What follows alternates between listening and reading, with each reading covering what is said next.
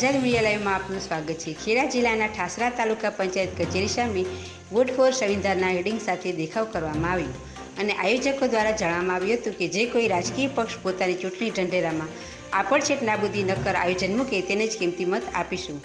તેમને વિતરણ કરેલ પ્લેટમાં જણાવ્યું હતું કે 24મી સપ્ટેમ્બર 1932ના દિવસે પુના કરાર થયા તેને 90 વર્ષ થશે।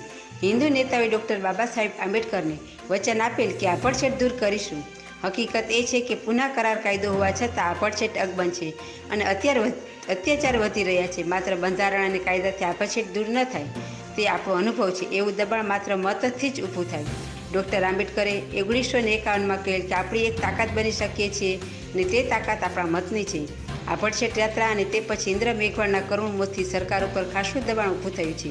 ઠાસરા તાલુકાના ગીતાબેન મકવાણા, વિનુભાઈ મકવાણા, રાજેશભાઈ સોલંકી, દિનેશભાઈ દલિત આગેવાનોના મુકેશભાઈ સેનવા, જીતેન્દ્રભાઈ સેનવા, પગાભાઈ સમાજના અગ્રણીઓ, વડીલો, મહેમાનો, બહેનો ખૂબ મોટી સંખ્યામાં ઉપસ્થિત રહી કાર્યક્રમને સફળ બનાવ્યું। એન્કર સંધ્યાબેન ઓઝા, રિપોર્ટર ભરતભાઈ ચૌહાણ, આઝાદ મીડિયા લાઈવ, ઠાસરા।